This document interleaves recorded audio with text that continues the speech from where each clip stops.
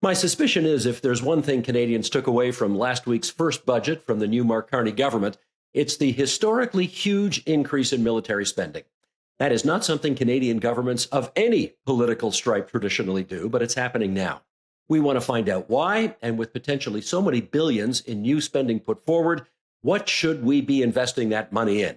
That's our subject for this week's World on Edge on the Paikin podcast, coming right up.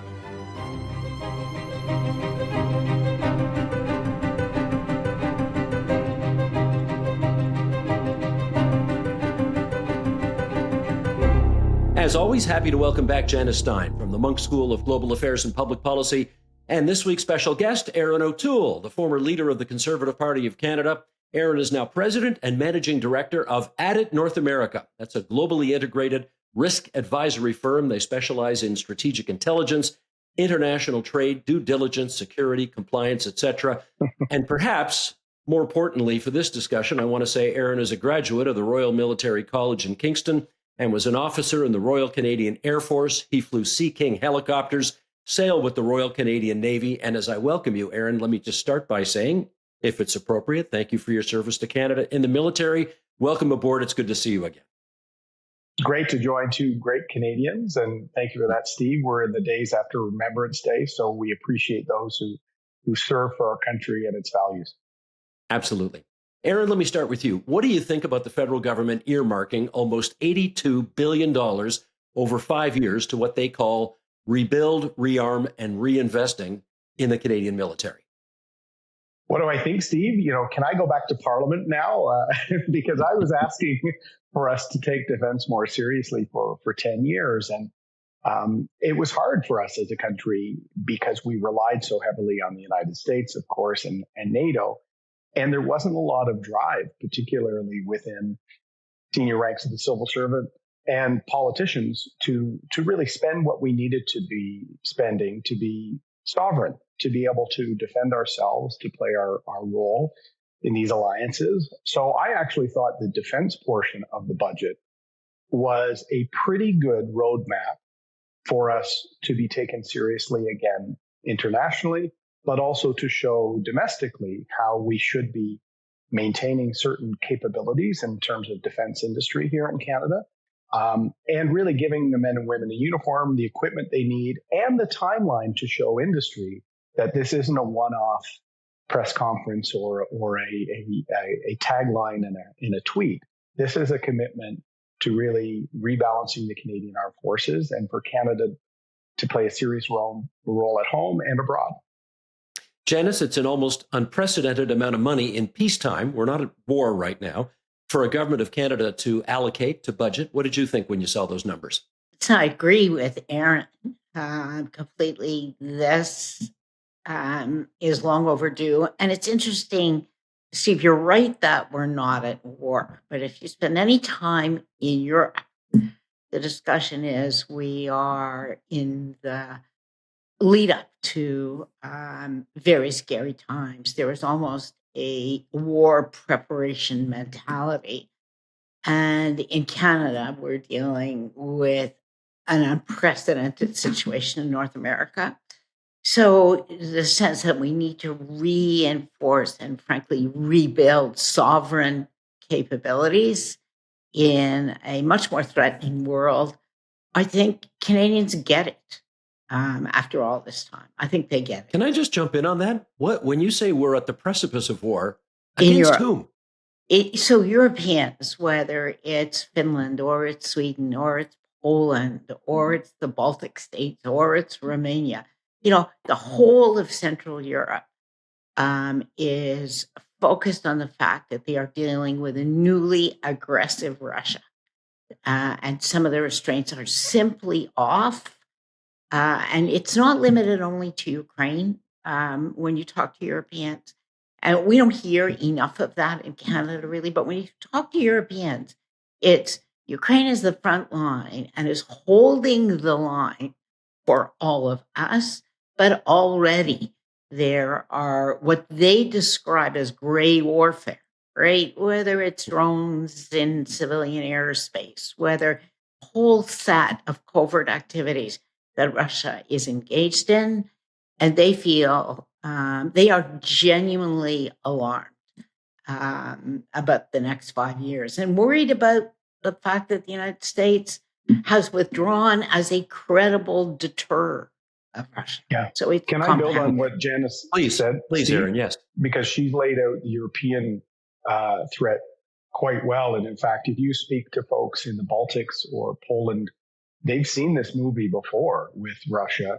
And so their countries are already at 5% of GDP spending on defense. They know Putin's longer term plan if we're not able to support Ukraine and curtail his ambitions there. But I would add the South China Sea and China. If you speak to the Americans, their war planners look at China potentially blockading or taking actions vis-a-vis Taiwan in the 2027 timeframe. That's the timeframe they use, Steve. And why is that important? All of the trade disruption, or a good portion of the trade disruption, really relates to the fact that Americans, going back to President Obama, have realized their defense capacity, the arsenal of democracy that they built in World War II to help come in and finish the war, is lagging. They weren't able to build ships. China in 1 year in one shipyard built more ships than the U.S. has built since World War II. So all of the control over steel, aluminum, shipbuilding, auto, this is a result of their pivoting to be ready for potential conflict in the Indo-Pacific. So Europe is on shaky ground, as Janice outlined, and the situation in the Gulf is stabilizing, thankfully, but there's a lot of people concerned about the South China Sea, and 70% of the world's trade goes through that body of water where China has built islands on some coral reefs. So it's a very uncertain world. You can talk about the Arctic, and we may talk about the Arctic as being a geopolitical hotspot, and Canada wasn't doing enough to assert our sovereignty there. So there is a recognition that we've got to have this sovereign capability to defend ourselves and to participate in multilateralism. And maybe I could add one more. Let me add one more dimension just to set the scene here, because with respect to our neighbor, the United States, there is now a concern that we have sovereign economic capabilities on issues that are really, really core to us, right?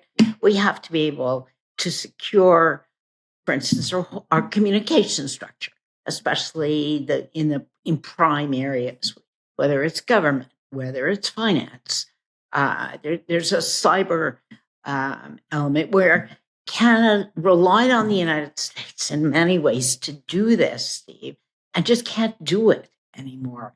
So defense is important for defense, as Erin just said, entirely. But defense is important because, in fact, defense is our industrial strategy going forward. So it's much bigger than it was. Well, I guess I'm heartened to hear both of you not say that you think we're on the precipice of war with the United States. That's very encouraging. No. And doesn't look like we're going to the war in the Middle East either, which is also good news. Having said that, okay, Erin, let me push you a little bit more on this, because Janice said we could be on the precipice. And the precipice is not some potential date 25 years from now. The precipice is standing right in front of us. Do you think we're that close to a potential war with Russia or China?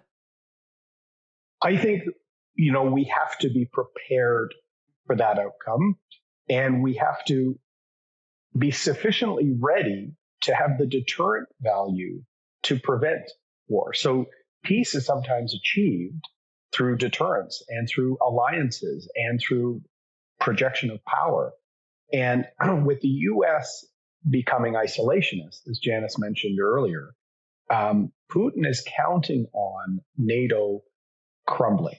He's counting on the fact that Europe is now trying to replace the gap that the Americans may have played traditionally, going, to the sort of geopolitical order that was established coming out of World War II. The alliance of NATO played a big part of that. So my hope is that by strongly defending our own borders in our own Arctic and our own territories and maritime areas, we are then showing that aggression will be met with force and with a response. And that could hold back Putin. It was interesting. Prime Minister Harper, when I was in the government with him and in the cabinet, he was quite worried about how Europe, particularly Chancellor Merkel, was allowing this phony war in the Donbass and the invasion of Crimea. So the full invasion that came in early 2022, Steve, of Ukraine, didn't just start when the tanks rolled. It started years in advance, as Janice said, with disruption and gray warfare, cyber attacks, foreign influence, taking out the grid, and then led to an occupation of Crimea on false terms and circumstances. There was the downing of the jetliner while the war in the Donbass was being fueled by Russian operatives posing as people living in Ukraine. We kind of allowed him to slowly push and push and push to the point that he did not feel that the NATO alliance would step up. Ukraine's not in NATO, but they certainly wanted to be in NATO for that protection, like Poland and Baltic states.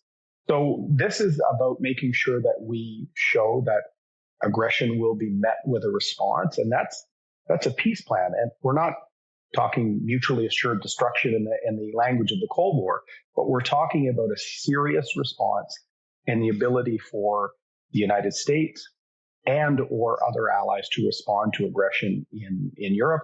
The same will happen in case of Taiwan. U.S. has this policy called strategic ambiguity. Will they respond? President Biden a few times actually resolved the ambiguity by saying he would, and then they walked that back.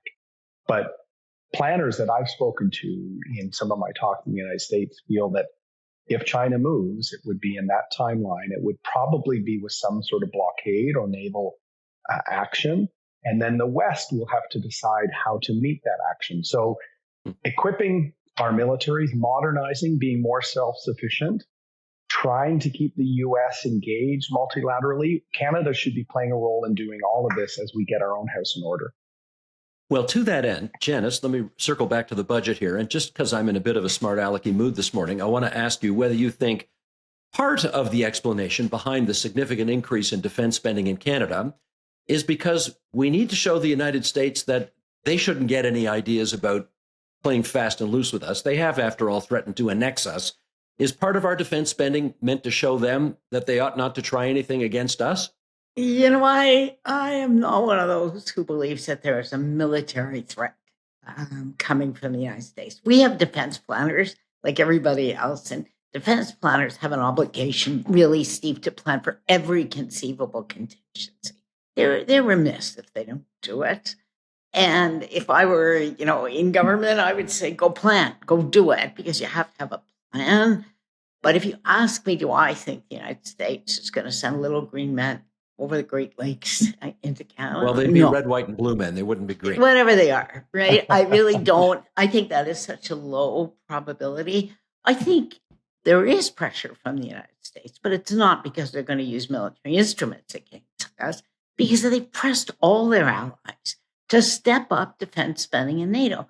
And Canada was in a terrible position, let's be honest, Steve. It was a laggard. It was at the bottom of the heap. And we weren't there just by bit. We were there by a yard. We had to move if we were going to be credible in Washington, and our European allies were telling us the same thing. Are you serious? Are you real? So it was pressure to live up to our obligations, but not because we face any kind of, I don't believe, short-term or even a long-term military threat from the United States. Okay. Well, I did tell you I was being in a bit of a smart alecky mood. So anyway, there you go. Okay, Erin, this question I think is right for you because you're a former parliamentarian and part of your responsibilities would have been in the past to review budgets that governments put forward and test them to see whether or not there was adequate specificity in them for your liking. So let me put that to you. This budget has a very large global budget number, but it doesn't break it down year by year by year. And it's also not specific on what the money would go towards. How problematic is that for you? The proof will be in the pudding. I don't think it's problematic because I will give the government credit here. They've indicated that there's an envelope for defense spending. Yeah. And that is giving a predictable timeline to not just members of the Canadian Armed Forces, but industry to plan around that. So that is good. The questions, though, Steve, that you're rightly asking is, they've announced this former RBC executive will be running the Defense Investment Agency. They've announced BDC, which for years would not touch, actually had a mandate not to support defense, will be deploying $1 billion. There are a lot of indications that they're going to have some sort of planning and structure, but they've yet to release the defense industrial strategy. And that's coming, Erin. That's coming. Yeah, it's coming. And my worry is, though, there's 3 departments that are having some sort of touch on this strategy: industry, defense, and public work, PSPC. So this will be the real test, Steve. How are we going to deploy this in a way that really not only stimulates economic activity in parts of the country, which is part of his defense industrial plan, but gives us the equipment and the scaling up of the existing industry that we need to do well. So about 25% of the new spending will go to the salary increases and some personnel decisions, base infrastructure, some of the housing and accommodations on our bases, as the Auditor General just reported last month, Steve, is abysmal. I'm sure it was already old and decrepit when I was there in the early 90s. I'm sure it hasn't been touched because budgets have been so thin. So I think about probably 30 to 40% will just be on improving the quality of life and the accommodations and things that are important when you're trying to recruit in people. The Navy is short 30% of the trades they need for these new ships and submarines. So 40% will be for our people and for the morale and for the quality of life. What is the rest of that going to do in terms of building capacity and making sure that if we're buying submarines from Europe, for example, or Europe or South Korea are the 2 finalists, what are we selling in return? If we're scaling up our industry, we need to be part of Rearm Europe both ways, not just buying stuff from them. We need to be able to sell into that ecosystem, which is 1.3 trillion Canadian is what Europe has committed to their Rearm Europe initiative. So we've got to really get these plans rolling quickly, Steve. And I don't want it to be 3 or 4 mandarins in Ottawa choosing who the winners are. We should really rely on the private sector or a fusion between public and private to really move quickly and have success. To that end, you raised the issue of submarines, so let's go there now. And one of the reasons I wanted to put you 2 together is that you 2 were on the agenda, the show I used to host on TVO several months ago. And even before the taping began, you 2 started to argue about submarines, which I thought was terrific. I was kind of sad the cameras weren't rolling then because you got into a good debate about it. But okay, I've got you back together now, so let's talk about that. How many should we be buying? Should we be buying them from South Korea or the German-Norwegian consortium? Should they be diesel-powered or greener? Let's get into this. Can I start, Steve? Because, Janice is one of the smartest Canadians. I'm fortunate to call her a friend and someone that I learn a lot from. And she's changed my view on this, which is really hard to do with me because I'm a bit of a 52-year-old curmudgeon on defense issues. But the plan is to get 12 traditional conventional submarines, which are diesel powered. And I was pushing for that for coverage. We've got more coastline than any other country in the world. But she's brought me around to her position.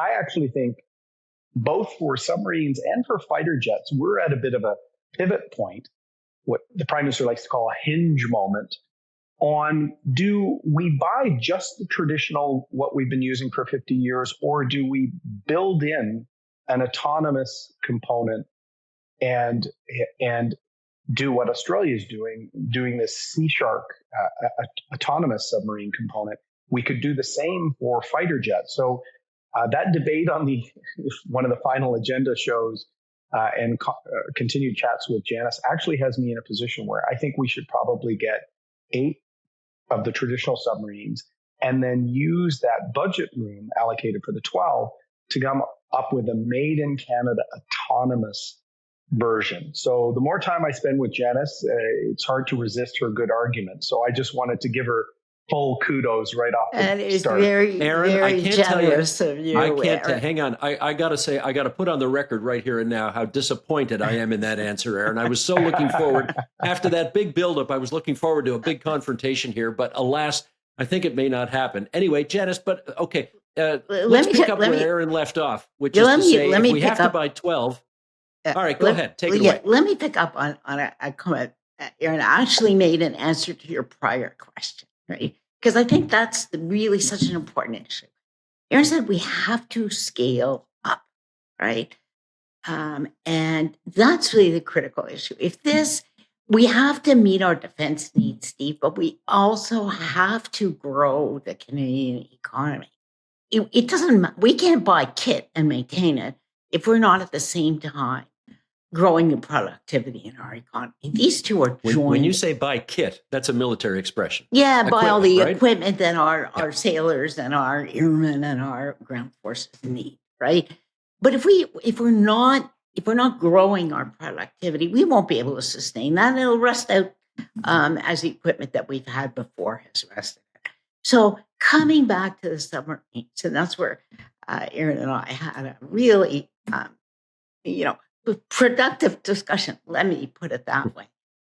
The battlefield is changing too. War is changing, and Ukraine has given us a glimpse into the future. There's, really important equipment that we need, like aircraft and submarines, but they are now operating in a surround where there are swarms of small, smart weapons. And we're not quite at the swarming threshold yet, despite everything everybody says. That's just the next major technological jump. So when we think about submarines to come to this, there will be thousands of smart, autonomous, underwater submersibles with no crew in them by the time the majority of these submarines are delivered. So 8 submarines will leave room, frankly, if we do that, we'll leave room to actually invest in Canadian companies that are leading the edge here in new, smart, small, autonomous weapons. We could describe it that way. We could say making submarines smarter, right? But the key is that we invest in, it's so important, in Canadian companies. There's a long history in this country, frankly, and Erin knows it very well. You buy from abroad. Don't worry, we're going to create jobs in Canada. A company moves to Canada, creates jobs while the build is going on. But as soon as the build is over, they're gone. We can't do that again this time, given the magnitude of the money that we're going to invest here. It's critical. Let me do a follow-up. Let me do a follow-up with Erin on that aspect of it. You tell me, the political sensitivities of Canada, a NATO country, purchasing a fleet of submarines from, let's say, South Korea, not a NATO country, favoring that contract potentially over Germany, a NATO country. What's the political optics around all of that? Well, there's political optics around all of it, Steve. This will be a government-to-government, state-backed contract, however it flows. I think there's pros and cons on both sides. I was fortunate to go as part of the Harper government to finalize that our first free trade agreement in Asia was with South Korea. In fact, 513 Canadians gave their life in the Korean War. We were part of the coalition that fought in that war, and we've got amazing ties. Of course, the NATO angle and German and their Norwegian-German connection is more of our traditional alliance in the North Atlantic. So there's pros and cons on both sides. But to build on what Janice was saying, Steve, I think a lot of people will start hearing terms like sovereign capability. We've thrown it around. There's also a term called attritable. So these are affordable, smaller aspects like drones that will start being what is more and more common in modern warfare, where you're having autonomous, so you're not losing life. And these attritable assets are more affordable loss items. So look at the damage that Ukraine has inflicted on Russia, deep into Russia. We saw those videos of the drone attacks and taking out aircraft on tarmacs and things like that. Quite incredible. And we need to show a little bit of ambition in Canada because there's a U.S. company, Anduril, that is selling a big autonomous submarine to Australia, one of our closest allies. And you know what, Steve? 50% of their supply is a Canadian company called Kraken. We've got incredible ability to do these things ourselves here. The same goes for what's called the loyal wingman or the collaborative combat aircraft. So smaller drones that fly with a fighter. So if you have an F-35 sitting back doing the mapping, the linkage with others, with a pilot, you could have 2 or 3 of these collaborative aircraft, these loyal wingmen who are autonomous, who could go into the more trickier situation, take risks because there's no human involved. And especially with submarines, protecting the humans is most of the work of the submarine.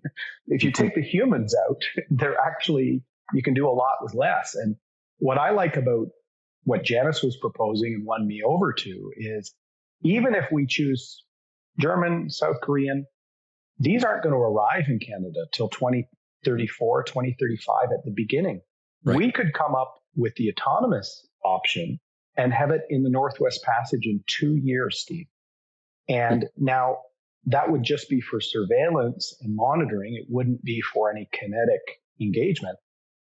But part of the benefit of a submarine is when your opponents know you have one, they have to assume it's there and they avoid excursions into that water. So at a time when even the Americans won't acknowledge our sovereignty in the Northwest Passage, we need to get assets up there quickly. And so if we can have a traditional fleet of subs and fighters, smaller, but supplemented by these attritable assets developed in Canada, there's no reason why we then couldn't sell them to all the NATO partners.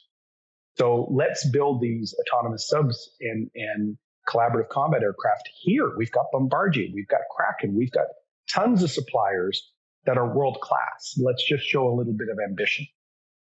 Janice, is that to say that we will not be able really to assert our sovereignty in the far north until we get at least those, unmanned, or what do you call them now? Unstaffed drone submarines up there? Autonomous submarines up there? Well, not to mention the bigger ones 10 years from now? Yeah, to be fair to the government here, and from what I understand, whichever they order, there are 1 or 2 ready to roll submarines that we could get within 2 to 3 years. So we would get an advance on one or the other, but that doesn't change, frankly, the fundamental point that Erin is making. We have the capacity in Canada.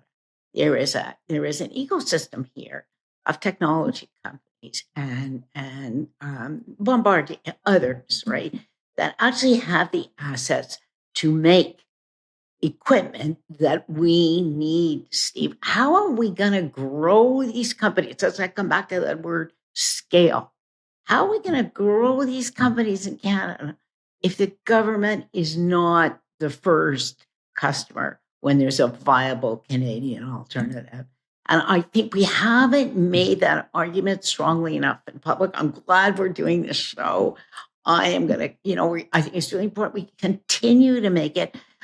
I think sometimes we underestimate our own capability and we don't invest in our own companies and we go abroad and then jobs come to this country for a brief period of time and then they're gone.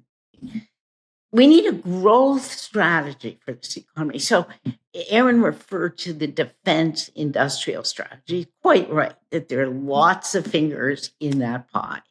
And, we're going to stand up a new defense procurement agency. So how all this is going to work, boy, is the devil in the details. And I think always is. And I think there's a group of people in this country that are going to keep a closer watch on this time than we normally might and really, get down to the nitty gritty of the details because that will determine everything. Erin quickly mentioned one thing. Let's go back to it for a moment because it's so important and it didn't get any attention really in all the noise of the budget. $1 billion went to the Business Development Council, BDC. What's the job of the BDC? The BDC job is to invest in and promote Canadian companies so that they can scale. They couldn't do anything in defense. Now, how perverse is that? Now, what does defense mean anyway today? It's mostly dual use technology, so that the technology make in one sector migrates to the other. Here's what I'm hoping, that $1 billion, and boy, we need to check. And I think, but that $1 billion is going to go into a special envelope, and it's going to be nimble. So smaller companies in this country, and we have a lot of talent in this country, if they were in the United States, they go through a special window in the Pentagon. What does that mean? Put your proposal in. We will tell you within 6 weeks whether we're going to fund you or not. 6 weeks, right? Nothing in Canada happens in 6 weeks. And then the funding will start to flow in 6 months. Well, why does that matter? Because if you're a company with 15 or 20 employees, you can't wait 3 years for funding. You'll be gone. And I know where you'll go to. You'll go through that Pentagon window. Now, that's an example of, something that's so detailed, but so fundamentally important to the future of the industrial sector in this economy, and fixable. It should have happened years ago. Erin, let me get your take on something the Prime Minister did that I'm not sure I've seen previous Prime Ministers ever do. And that is, he actually went to South Korea and he toured the plant where the submarines potentially, if we sign a contract with them, would be made. He did the same thing at Germany. He actually went, he got a first-person look at everything that was going on over there, was able to ask questions of the company executives and so on. What'd you make of that?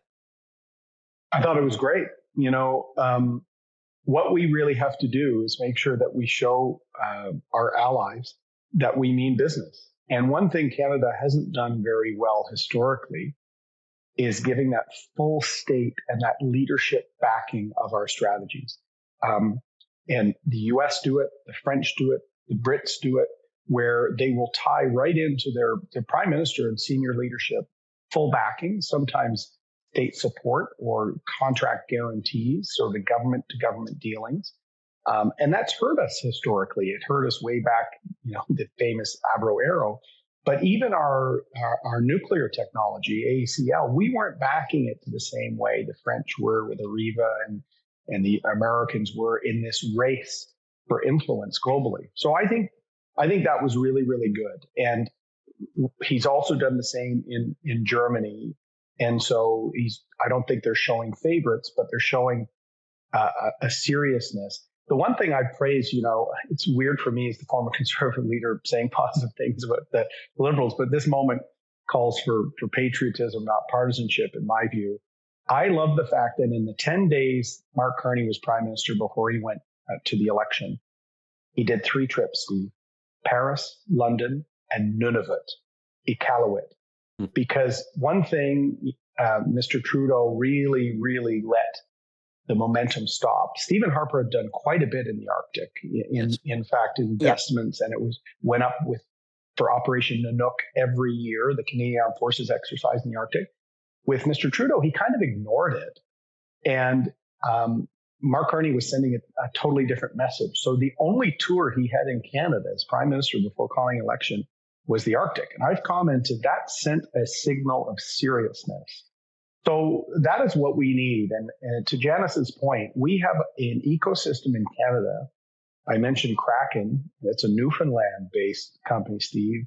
Cellular Robotics is another leader in this. That's a West Coast BC. So our coasts have great maritime traditions, not just for shipbuilding, which we're building back. The Irving Yard in Halifax is the most modern shipyard right now in all of North America at a time the Americans are obsessed with shipbuilding. So we have the ability to not only be sovereign, but to actually work shipbuilding and defense industrial capacity into a new deal with the U.S. for USMCA, a deal on the tariffs, and we'll use our aluminum to help you accelerate your shipbuilding aspirations. So I'm quite optimistic. We just have to make sure that the traditional Ottawa way of slowing things down doesn't impede the progress we're seeing. And to Janice's point, the U.S. is reducing an already faster procurement cycle in the US.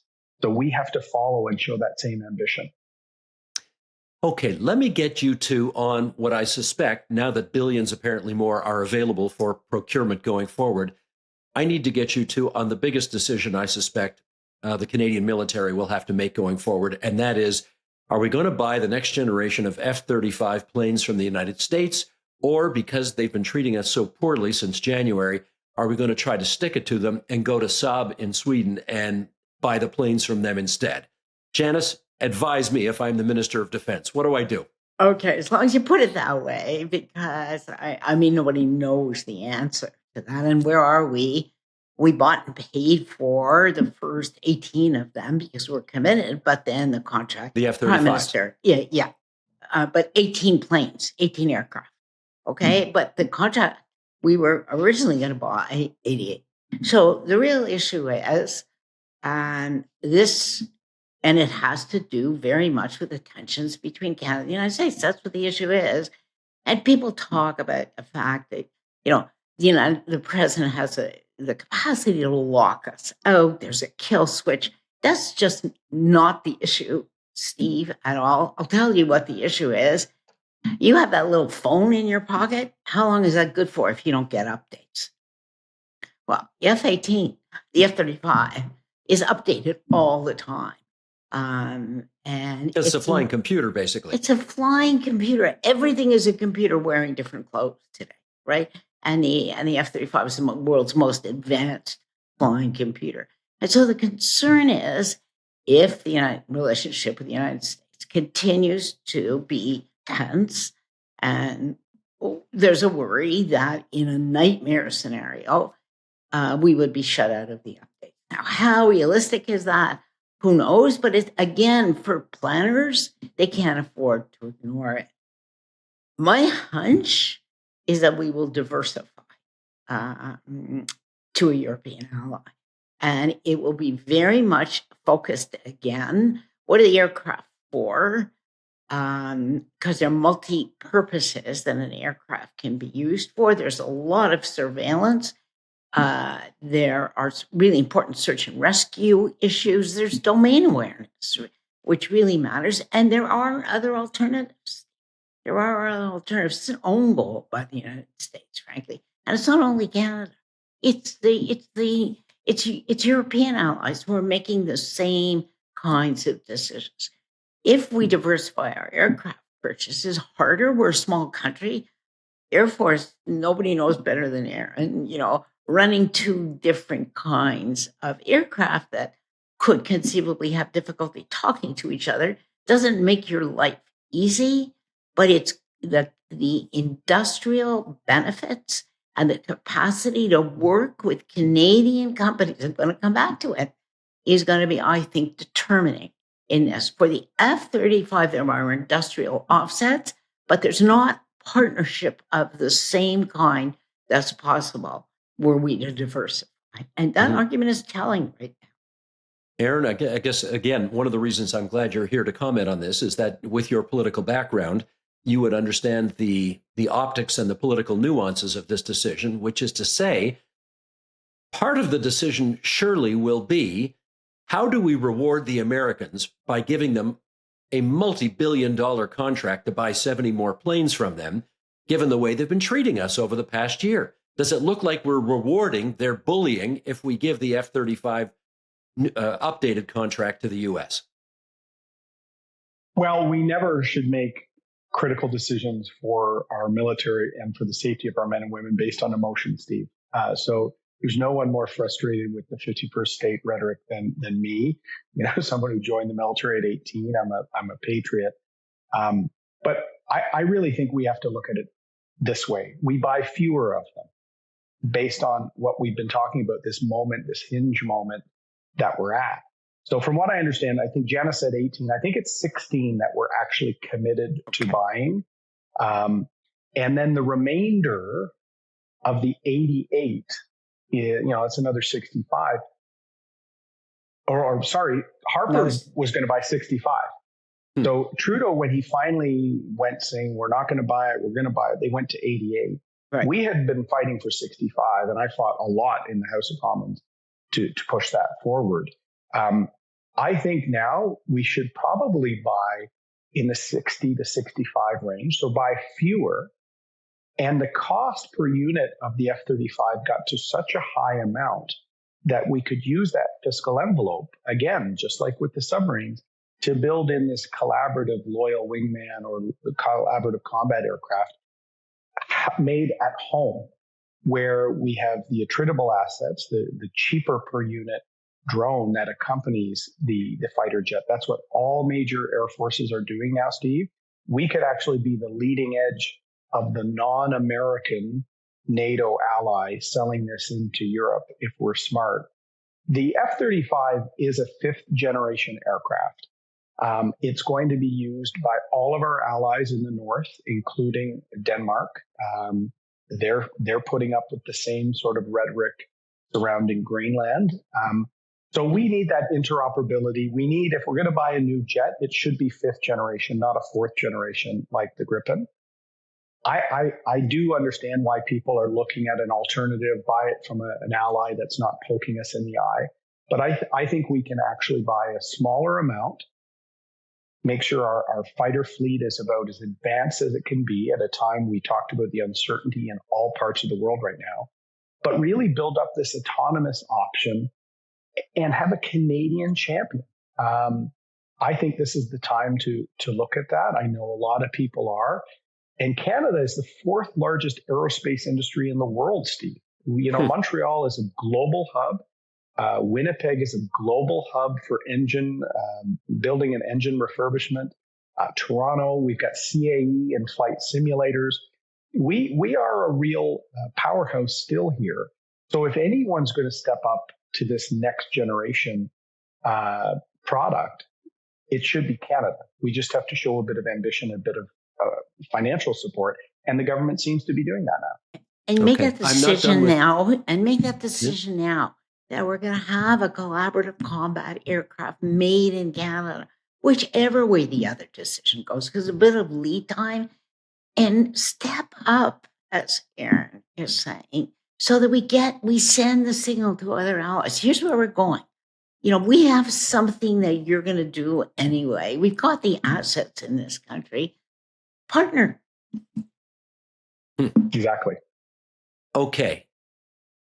How do I put this? Donald Trump may be a narcissistic, graceless, authoritarian president of the United States, but I want to ask both of you, does he get credit for publicly shaming the government of Canada into actually meeting the 2% of GDP on military spending target finally? Erin. Well, I remind people that the first person that came in our house and chided us over defense spending was a guy named Barack Obama, right, who said it in his famous address in the House of Commons. Now, everyone preferred to focus on, what Justin Trudeau called the bromance. The bromance, yes. Dude diplomacy. I found a lot of what he said cringe, to be honest with you, Steve. But President Obama was quite subtle in the way he did it. Donald Trump doesn't do anything subtly. But the point he is making is valid. Canada is a key founding nation in NATO. Louis Saint Laurent was critical to the creation of NATO, Steve. People don't realize post-war, we punched well above our weight diplomatically and militarily. We left with, I think, the third largest Air Force and the fourth largest Navy in the world at the end of the war. We were key, as Churchill described, as this linchpin to bring the Americans into a permanent posture of defense, which became the North Atlantic Treaty Organization.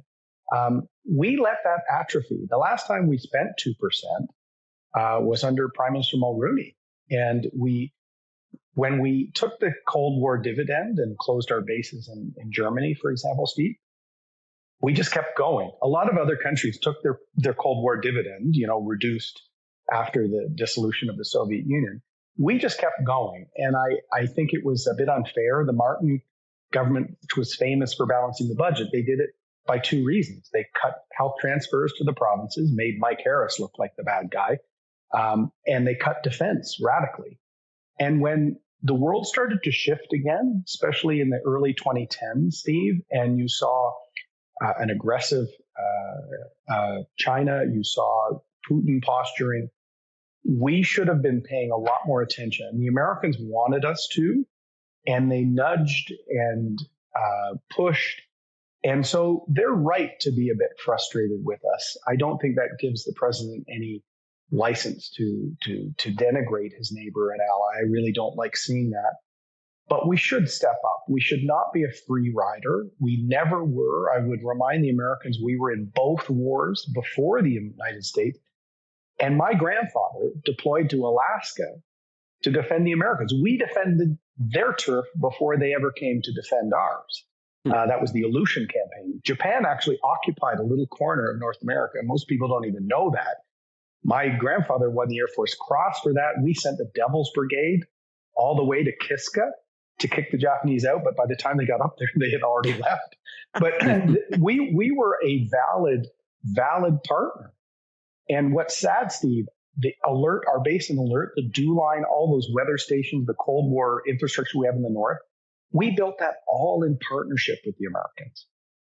How can we get back to that partnership? It's by showing we're going to step up in our own right and maybe looking at proposals of jointly managing the Northwest Passage, looking at ways we can do Arctic defense together again, the North Warning System, which we finally signed on to. These are all ways that I think if we show a seriousness, I think our allies will quickly see that Canada is really back, to use another Trudeau term. And I think it's long overdue. What's your grandfather's name? George Woods. I wrote about him in the Post. I'll send it to you, Steve, because even I didn't know about his history there. He said he never deployed overseas. Well, some of that flying in the Arctic Ocean, looking for Japanese patrols, was some of the hardest flying, historians say, in the war. And we had a little it was called X Squadron. It was originally based at Sea Island, which is now Vancouver International. And then they went up to Kodiak and a number of the bases in Alaska. And it was Canadians, RCAF, defending the United States. So years ago, I presented a beautiful war art piece to Senator Dan Sullivan from Alaska, who had been complaining about Canada for many years, but he actually loves Canada. And when I showed him, he's still a Marine Corps JAG officer. When I showed him this print and told him about my grandfather's story, that's when the Americans say, yeah, let's get back to that partnership. That's what they want to see. And I hope we will. Great. Janice, Donald Trump, does he get credit for getting us to 2%? You know, there is a graceless quality, is too polite. All right. And when you push people and you do it by shaming them and saying, where are you? You can do it with grace, or you can do it, frankly, in quite an ugly way. When you do it an ugly way, you may get what you want in the short term, but you leave a lot of hurt feelings behind you. And the public is a big part of the story, and they do not like a bully, and they don't want to be bullied, Steve. So I think the way Donald Trump did this, there's no question that he's changed NATO, and he's changed the willingness of NATO partners to finally step up and do what many of them, including us, and we were among the worst, should have been doing for a long time. But at the same time, NATO is fractured now as a result of the way Donald Trump did it. The U.S. commitment to Europe is no longer credible in the same way. So there's very, very, very heavy cost. Let me return to something that Erin just said. The United States cannot defend the continent without partnership with Canada. Frankly, they need us. Anything that's going to come from Asia, if in the worst nightmare scenario, will come over the north, okay? And it will come over Canada first. And if they are not partnered with us and interoperable, which means working close together in the same systems with us, they will have to take it on alone in a scenario that is much less favorable to them than working with us. So beneath the rhetoric of Donald Trump, there's a long history of close collaboration Erin knows it better than anyone else, of senior officers in this country with their American counterparts, frankly. They're friendships. They go to each other's kids' weddings. And, so, it's that kind of really, really close collaborative. That's still there, Steve. It's still there. Great point. On 9/11, Steve, it was a Canadian on charge on duty in Cheyenne Mountain in the United States. I met the American NORAD commander a number of years ago. I think it was General Shaughnessy, if I think the name correctly. He was actually born in Canada and had family in my riding in Oshawa, but he was the U.S. general in fire. So these relationships, as Janice said, are far more important than any one leader, any one era. I've been to Arlington, where Canada installed a monument, the Canadian Cross of Sacrifice, for the tens of thousands of Americans who came north to fight with our units in World War I. So we have a monument in Arlington, their most hallowed ground. I laid wreaths there as minister, and there's just this bond and this kinship that we can get back to. And other people were warning about it.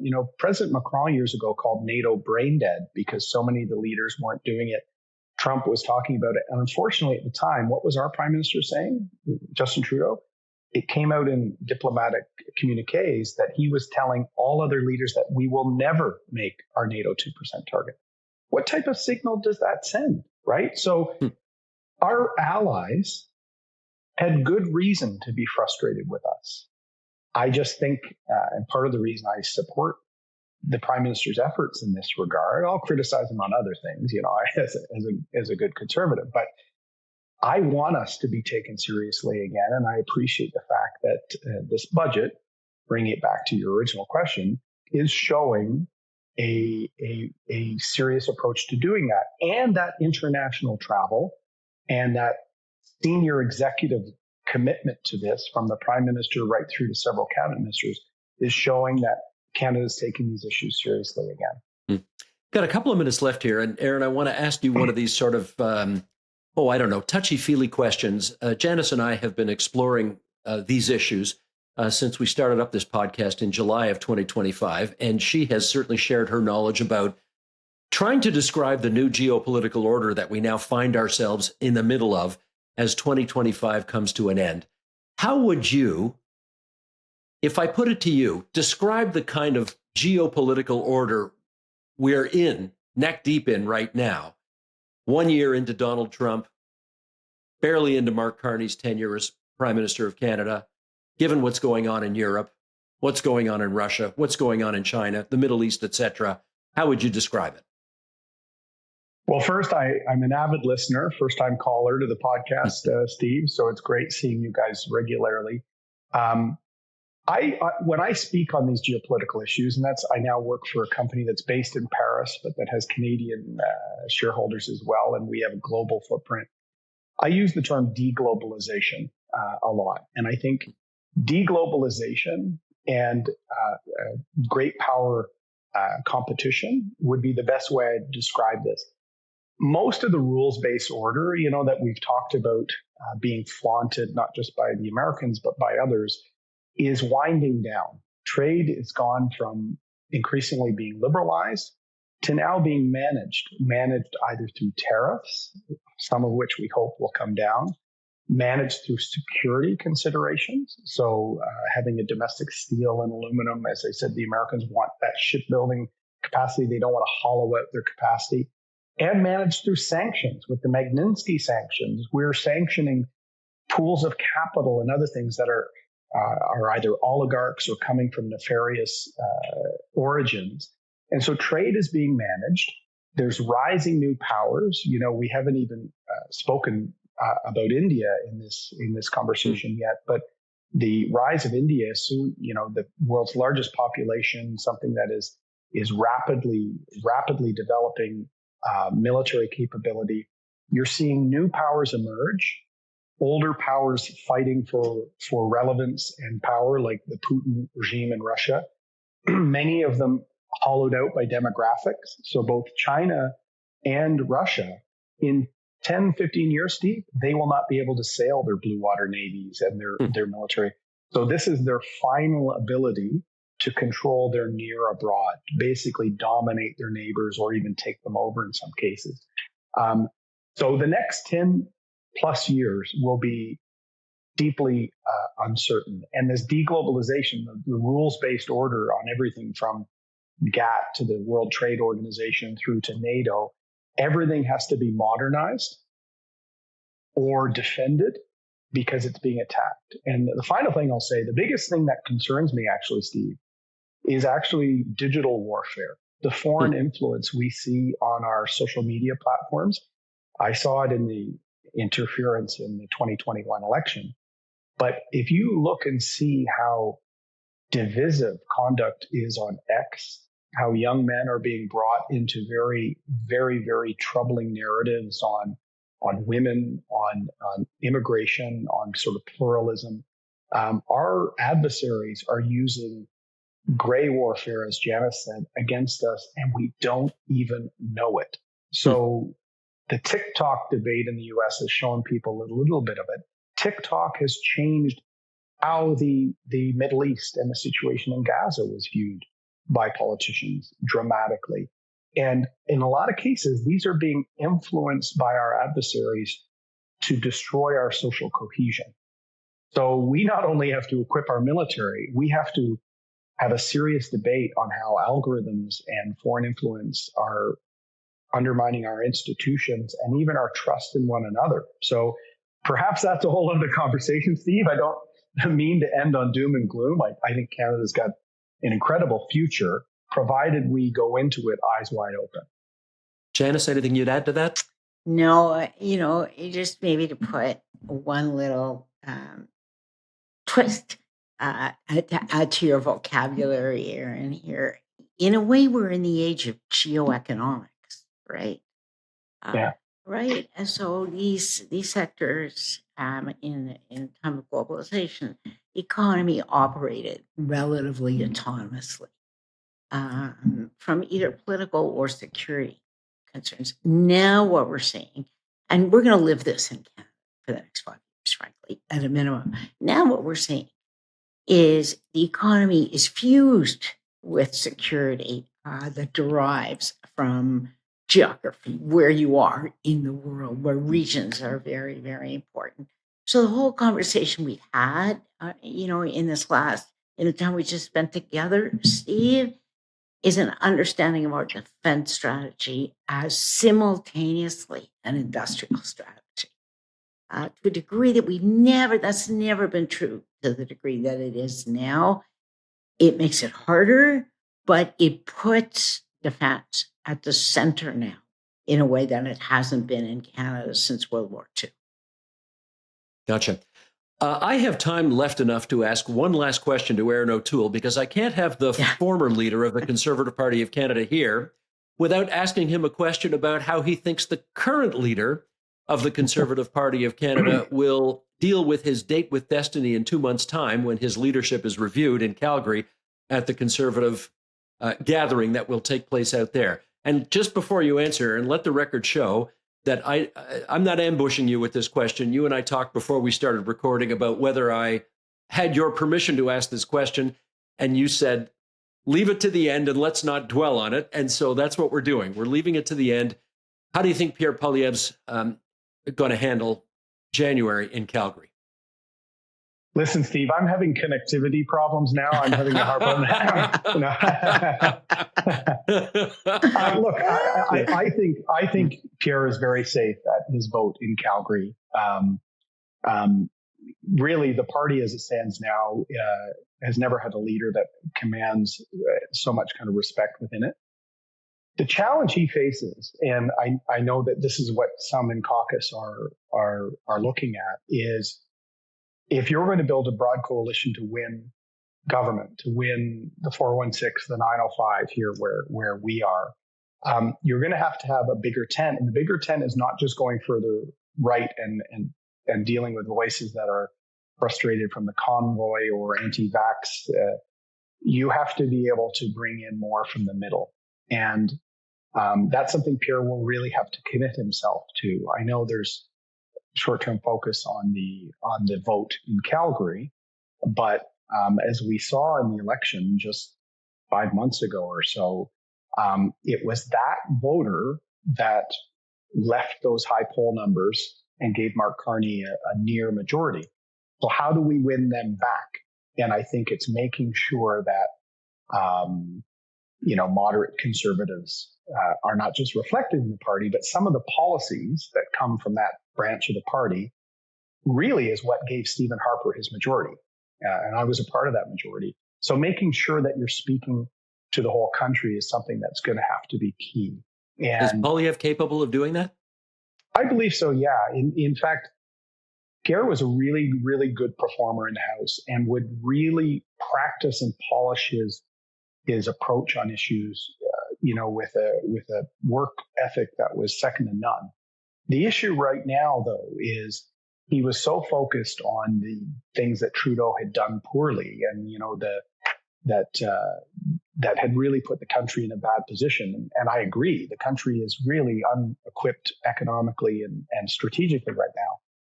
But when Mr. Trudeau left, and you have to offer a bit of a vision, you have to be able to carve a path yourself. So I really would like to see the party put forward some great ideas on defense on the Arctic.